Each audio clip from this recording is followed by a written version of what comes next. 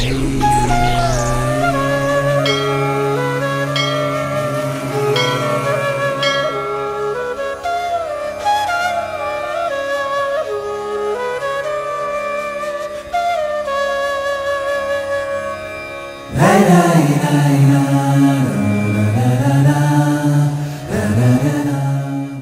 ಶ್ರೀ ಗುರು ರಾಘವೇಂದ್ರಾಯ ನಮಃ.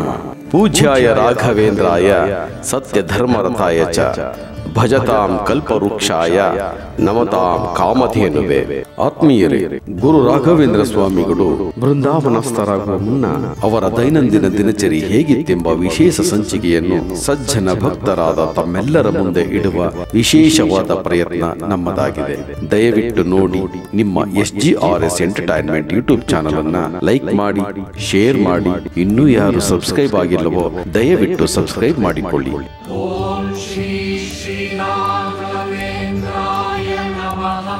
ವೆಂಕಟನಾಥನು ಯತಿಗಳಾಗಿ ಆಶ್ರಮವನ್ನು ಸ್ವೀಕರಿಸಿದ ಮೇಲೆ ಶ್ರೀ ರಾಘವೇಂದ್ರ ಸ್ವಾಮಿಗಳಾದರು. ಆಗ ಅವರು ಚಿತ್ ಪ್ರಭೆಯು ಮತ್ತಷ್ಟು ಹೊರಸೂಸಿ ಅವರು ದೈವಾಂಶ ಸಂಭೂತರೆಂಬುದನ್ನು ಸ್ಪಷ್ಟವಾಗಿ ತೋರಿಸುತ್ತಿತ್ತು. ಅವರ ಬಂಗಾರದಂತ ಮೈಬಣ್ಣ, ಶಾಂತವಾದ ಮುಖಕಾಂತಿ, ಶ್ರೀ ಮೂಲರಾಮನು ಒಲಿದ ಕಾರಣ ಅವರ ಮುಖದಲ್ಲಿದ್ದ ದಿವ್ಯವಾದ ತೇಜಸ್ಸು, ಸೂರ್ಯನಂತೆ ಹೊಳೆಯುತ್ತಿದ್ದ ವಿಶಾಲ ನೇತ್ರಗಳು, ಕಾವಿ ವಸ್ತ್ರಧಾರಿಯಾಗಿ ದಂಡ ಕಮಂಡಲುಗಳನ್ನು ಕೈಯಲ್ಲಿ ಹಿಡಿದ ದಿವ್ಯ ಪಾದುಕೆಗಳನ್ನು ಮೆಟ್ಟಿ ತುಳಸಿ ಮಾಲೆಗಳಿಂದ ಅಲಂಕೃತರಾಗಿ ನಡೆದು ಬರುತ್ತಿದ್ದರೆ ನೋಡಿದವರ ಮೈ ರೋಮಾಂಚನಗೊಳ್ಳುತ್ತಿತ್ತು. ಅವರ ಮುಖಾರವಿಂದದಿಂದ ಅವರೊಬ್ಬ ದೈವಾಂಶ ಸಂಭೂತರೆಂಬುದನ್ನು ಸ್ಪಷ್ಟವಾಗಿ ತೋರಿಸುತ್ತಿತ್ತು.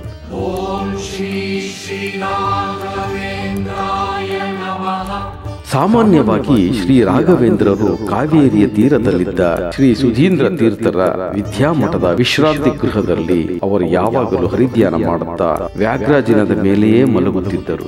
ನಂತರ ಉಷಾ ಕಾಲದಲ್ಲಿ ಶ್ರೀ ಮಠದ ಭಾಗವತರು ವೀಣಾ, ವೇಣು, ಮೃದಂಗಗಳಿಂದ ಶ್ರೀಗಳವರಿಗೆ ಸುಪ್ರಭಾತ ಹೇಳುತ್ತಿದ್ದರು. ಅವರು ಎಚ್ಚರಗೊಂಡ ಕೂಡಲೇ ಅಲ್ಲಿಯೇ ಕಾದು ನಿಂತಿದ್ದ ಶ್ರೀಮಠದ ಮಂದಿ ಮಾಗದರು ಅವರಿಗೆ ಅವರ ಬಿರುದು ಬಾವಲಿಗಳೊಂದಿಗೆ ಪರಾಕು ಹೇಳುತ್ತಿದ್ದರು.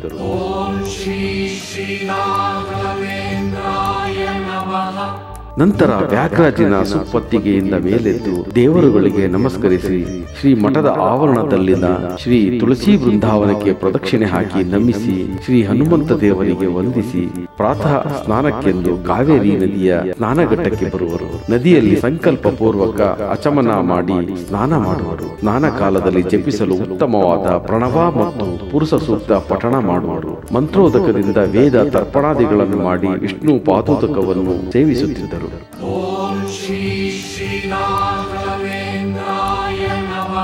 ನಂತರ ಗೋಪಿಚಂದನದಿಂದ ದ್ವಾದಶ ನಾಮಗಳನ್ನು, ಪಂಚಮುದ್ರೆಗಳನ್ನು ವಿಧಿವತ್ತಾಗಿ ಧರಿಸುವರು. ಆಗ ಅವರ ಮುಖದಲ್ಲಿ ಕಂಗೊಳಿಸುತ್ತಿದ್ದ ಸಾತ್ವಿಕ ತೇಜಸ್ಸು, ಗಾಂಭೀರ ಎಲ್ಲವೂ ಅವರ ಅಲೌಕಿಕ ವ್ಯಕ್ತಿತ್ವವನ್ನು ತೋರುತ್ತಿದ್ದವು.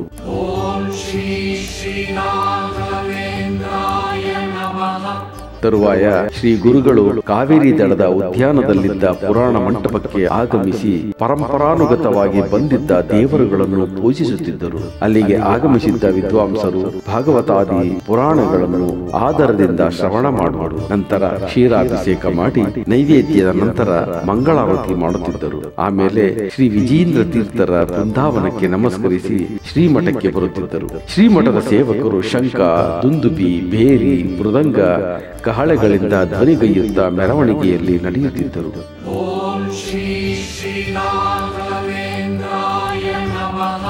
ಮುಂದೆ ಶ್ರೀಗಳವರು ಅಲ್ಲಿ ಸೇರುತ್ತಿದ್ದ ಶಿಷ್ಯರಿಗೆಲ್ಲ ಶ್ರೀ ಮಧ್ವಾಚಾರ್ಯರ ಸೂತ್ರ, ಭಾಷ್ಯ ಮುಂತಾದ ಮೂಲ ಗ್ರಂಥಗಳಿಂದ ಪ್ರವಚನ ಮಾಡುತ್ತಿದ್ದರು. ಮತ್ತೆ ಶ್ರೀಮಠದ ಪುಷ್ಕರಣಿಯಲ್ಲಿ ಮಧ್ಯಾಹ್ನ ಸ್ನಾನಾನಂತರ ಶ್ರೀಮೂಲ ರಾಮರು ಹಾಗೂ ವೇದವ್ಯಾಸರನ್ನು ಪೂಜಾಗೃಹದಲ್ಲಿ ಪೂಜಿಸುವರು.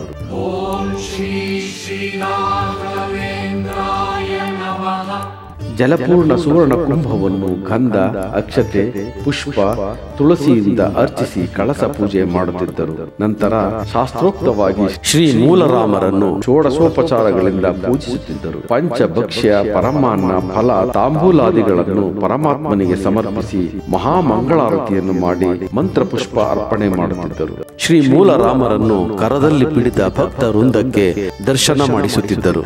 ಪರಮಾತ್ಮನ ದರ್ಶನದಿಂದ ಆಸ್ತಿಕ ಮಹಾಶಯರು ಸಂತೋಷದಿಂದ ಮೈಮರೆಯುತ್ತಿದ್ದರು.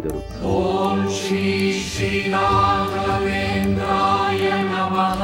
ನಂತರ ಶ್ರೀರಾಮ ಶ್ರೀಕೃಷ್ಣನ ಸ್ತೋತ್ರಗಳನ್ನು ಪಠಿಸುತ್ತಾ ಪ್ರದಕ್ಷಿಣೆ ನಮಸ್ಕಾರ ನಂತರ ತೀರ್ಥ ಪ್ರಸಾದ ಸ್ವೀಕರಿಸಿ ಎಲ್ಲರಿಗೂ ತೀರ್ಥ ಪ್ರಸಾದ ಅನುಗ್ರಹಿಸುತ್ತಿದ್ದರು. ಶ್ರೀಹರಿಯ ತತ್ವ ವಿಚಾರಗಳನ್ನು ಚರ್ಚಿಸುತ್ತಾ ಭೋಜನ ನಂತರ ಕೊಂಚಕಾಲ ವಿಶ್ರಮಿಸುತ್ತಿದ್ದರು. ಆ ವೇಳೆಗಾಗಲೇ ಶ್ರೀಮಠದ ಉನ್ನತ ವ್ಯಾಸಂಗ ಮಾಡುವ ಶಿಷ್ಯರಿಂದ ಪಂಡಿತರು ವಾಸಕ್ಕೆ ಸಿದ್ಧರಾಗಿ ಶ್ರೀಗಳ ಆಗಮನಕ್ಕಾಗಿ ದಾರಿ ಕಾಯುತ್ತಿರುತ್ತಿದ್ದರು. ಶ್ರೀ ಗುರುಗಳು ಅಲ್ಲಿಗೆ ದಯಮಾಡಿಸಿ ವ್ಯಾಕರಣ, ನ್ಯಾಯ, ಮೀಮಾಂಸಾದಿ ಶಾಸ್ತ್ರಗಳನ್ನು ವಿದ್ಯಾರ್ಥಿಗಳಿಗೆ ಬೋಧಿಸುವರು. ಅವರ ಸಂದೇಹಗಳೇನಿದ್ದರೂ ಪರಿಹರಿಸುತ್ತಿದ್ದರು. ಪಾಠ ಪ್ರವಚನಾದಿಗಳ ನಂತರ ಶ್ರೀಗಳ ದರ್ಶನಾಕಾಂಕ್ಷಿಗಳಾಗಿ ಬಂದಿರುತ್ತಿದ್ದ ಪಂಡಿತರು, ಕವಿಗಳು, ಧರ್ಮಾಭಿಮಾನಿಗಳು ಹಾಗೂ ನಾಗರಿಕರು ಶ್ರೀ ಗುರುಗಳ ಒಪ್ಪಿಗೆ ಪಡೆದು ಅವರನ್ನು ಭೇಟಿಯಾಗುತ್ತಿದ್ದರು. ಅವರುಗಳ ಕ್ಷೇಮ ಸಮಾಚಾರ, ಪರಮಾತ್ಮನ ಕಥಾ ಕಾಲಕ್ಷೇಪ ಮಾಡುವಷ್ಟರಲ್ಲಿ ಸಂಜೆಯಾಗಿರುತ್ತಿತ್ತು.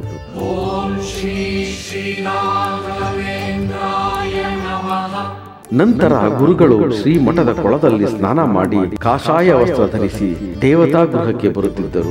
ಗಾಯತ್ರಿ ಹಾಗೂ ಪ್ರಣವಾದಿ ಮಂತ್ರಗಳನ್ನು ಜಪಿಸಿ ಶ್ರೀಹರಿಯ ಪೂಜಾ ನಂತರ ಮಂಗಳ ವಾದ್ಯಗಳೊಂದಿಗೆ ಸಾಯಂಕಾಲದ ದೀಪಾರಾಧನೆ ಮಾಡುತ್ತಿದ್ದರು. ನಂತರ ಅರ್ಚನೆ, ಫಲತಾಂಬೂಲಾದಿಗಳ ಸಮರ್ಪಣೆಯಾದ ಮೇಲೆ ಮಂಗಳಾರತಿ ಮಾಡುವರು. ಮಂತ್ರ ಪುಷ್ಪಾಂಜಲಿಯಿಂದ ಶ್ರೀಹರಿಯನ್ನು ಭಕ್ತಿಯಿಂದ ಸ್ತುತಿಸಿ ಶ್ರೀ ವಿಷ್ಣುವಿನ ದಶಾವತಾರ ಸ್ತೋತ್ರದಿಂದ ಕಣ್ಣು ತೆರೆಯುತ್ತಿದ್ದರು.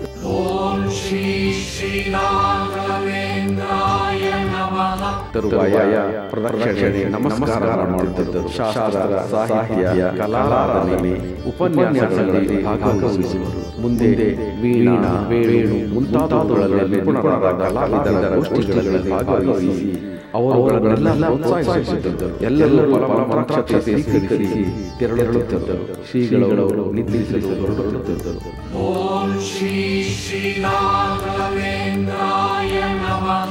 ಹೀಗೆ ತಮ್ಮ ದೈನಂದಿನ ಕಾರ್ಯಕ್ರಮಗಳನ್ನು ಶ್ರೀ ಗುರುರಾಘವೇಂದ್ರ ಸ್ವಾಮಿಗಳು ಶ್ರದ್ಧೆ, ನಿಷ್ಠೆ, ಅಹಿಂಸೆ, ತನು ಮನದಿಂದ, ಭಕ್ತಿ ಭಾವದಿಂದ ನ್ಯಾಯ, ನೀತಿ, ಧರ್ಮದ ಉಳಿವಿಗಾಗಿ, ಲೋಕ ಕಲ್ಯಾಣಕ್ಕಾಗಿ ಮಾಡುತ್ತಿರುವ ಮಹತ್ ಕಾರ್ಯಗಳು ಶ್ಲಾಘನೀಯ, ಅದ್ಭುತವಾದುದೆಂದು ತಿಳಿಸುತ್ತಾ ನಾವು ಶ್ರೀ ಗುರುರಾಯರು ಹಾಕಿಕೊಟ್ಟ ಮಾರ್ಗದಲ್ಲಿ ನಡೆಯುತ್ತಾ ಸದೃಢ ಸಮಾಜವನ್ನು ಕಟ್ಟುತ್ತಾ ನಾವೆಲ್ಲರೂ ಒಂದೇ ಎಂಬ ಭಾವನೆಯೊಂದಿಗೆ ಬೆಳೆಯೋಣ ಎಂಬುದೇ ನಮ್ಮ SGRS ಎಂಟರ್ಟೈನ್ಮೆಂಟ್ ಯೂಟ್ಯೂಬ್ ಚಾನೆಲ್ನ ಮಹದಾಶಯ.